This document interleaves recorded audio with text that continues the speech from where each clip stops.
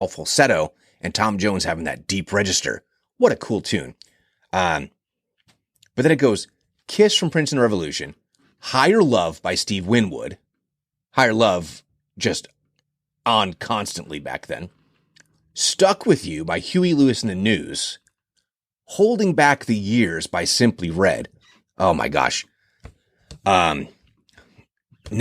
Nigel, what is his name? Hucknall, right? Mick Hucknall. I don't know where I was getting Nigel. I guess Nigel. Mick Hucknall. Holy God, that guy's voice is amazing. Sledgehammer by Peter Gabriel and Sarah by Starship. Starship era, Jefferson Airplane, Jefferson Starship. It's a bit rough. Sarah is about as syrupy sweet as you can imagine. I don't love that era. I mean, Grace Slick is still the band, but I mean, Mickey, whatever his name is, gross. But what's interesting about Sledgehammer and Peter Gabriel is that I haven't even, gone into the end of year awards for music videos. You know what? I'm going to do an episode on music videos, I think. It should have occurred to me before this, but Sledgehammer was the number one video for the year because it was such an innovative and interesting video. And I think it was I think they did like a New Year's Eve or somewhere in the last week or the first week of the new year. So maybe the first of 1987, where they announced what the number one video of the year was. And it was Sledgehammer. Okay. So another group similar to, Simple Minds, where you don't always think about multiple hits. The Human League is here with Human. I'd completely forgotten about it. I just think of Don't You Want Me, right? Here they are with another hit with Human. So there's a song here. So when I was in bands, I haven't mentioned that a couple times. There's a song that I always wanted to cover, particularly during the time period where I was listening to darker music, a little bit more on the goth side. I was dating a girl. She was a goth. She also sang, and I thought this would be just a killer song done kind of a, I don't know, Nine Inch Nails, Typo Negative kind of vibe, but Take My Breath Away by Berlin from the Top Gun soundtrack. Such a killer tune. Everything about it, the synth, there's something enamoring with it. I mean, obviously it was a hit, but even now I listen to it and there's just something about it that is timeless and perfect. It's a perfect song, in my opinion. One hit wonder galore with Falco. Rock Me Amadeus. Talk about a earworm. And there was a radio station on April Fools, probably April Fools 1986. They played this on repeat for like an hour. Like they would do like station identification. They'd come back. Rock Me Amadeus. Rock Me Amadeus. Rock Me Amadeus. They did it for an hour straight. It was amazing. And I think people were calling the radio going, hey, is your record skipping? Because you keep playing Rock Me Amadeus. What a weird little perfect hit, though. Imagine not having to write much for lyrics, huh? Catchy as hell, though. Madonna, Papa Don't Preach. That was controversial. Oh, gosh, Danny. I forget his name. I was going to say Danny Trejo, and that's not it. Trujillo. Oh, that video. Yeah, I can't find it. Okay. Well, it is what it is. But it was a very, very popular video and song. Yeah, I can't find it. And you'll have to excuse me. I just got distracted. I have children. And a whole bunch of hubbub just happened. And I don't know what it was about, but it definitely shut off my brain for a minute to go ahead and listen. And then the first appearance of a band that I talked about last week. Are they a hair band or aren't they a hair band?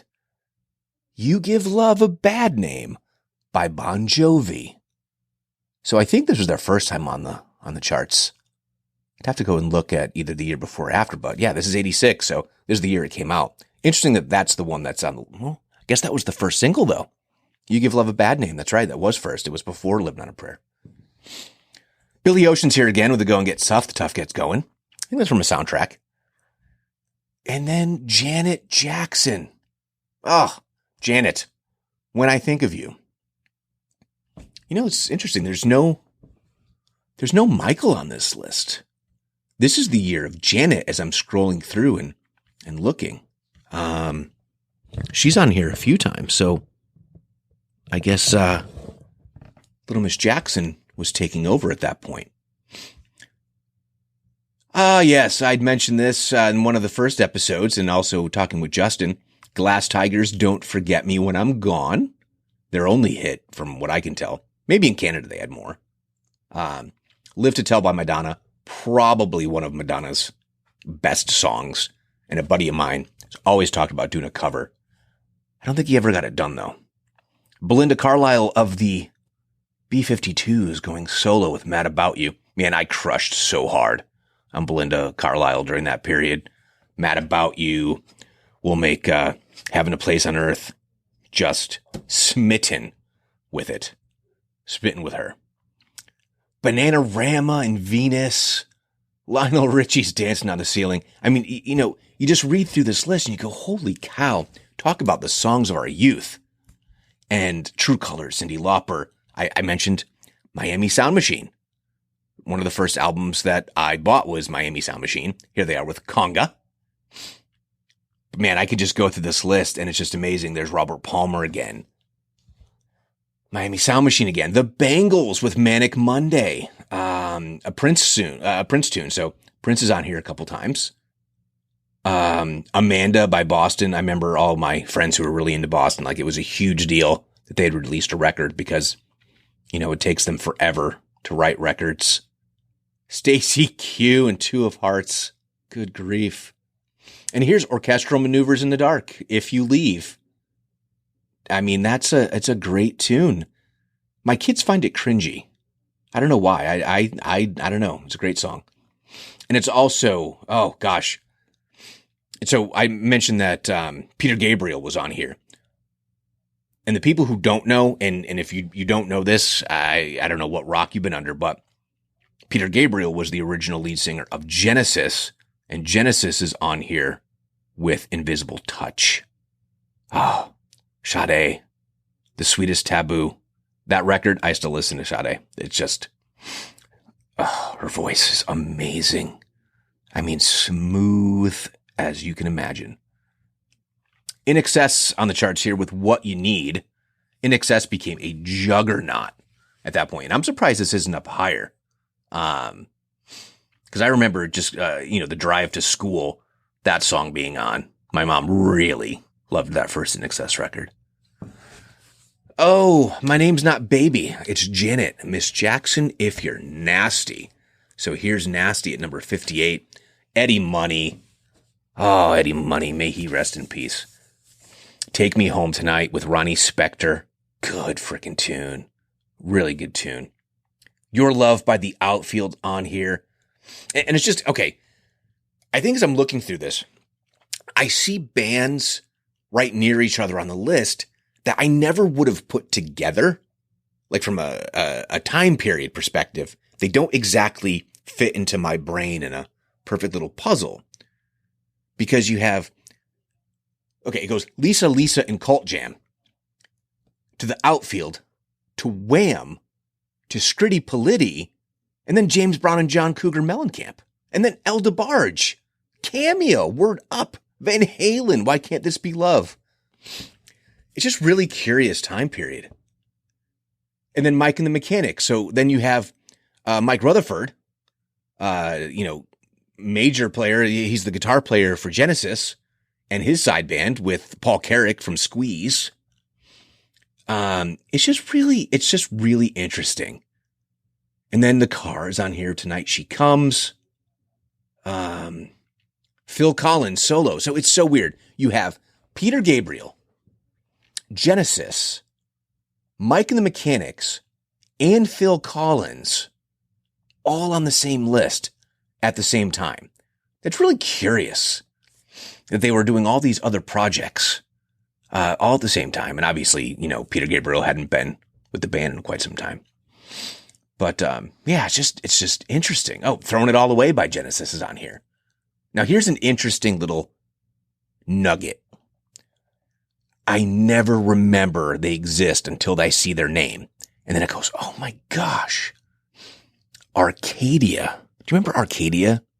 This is a side project of Duran Duran with Roger Taylor, Simon Le Bon, and who else was in that? Nick Rhodes. Yeah, so it is Nick Rhodes. So it's Simon Le Bon, Nick Rhodes, and Roger Taylor, Duran Duran doing a side project. And obviously, Power Factory, is that what it's called? With the other Taylors and Robert Palmer. All these little side projects. Kind of neat.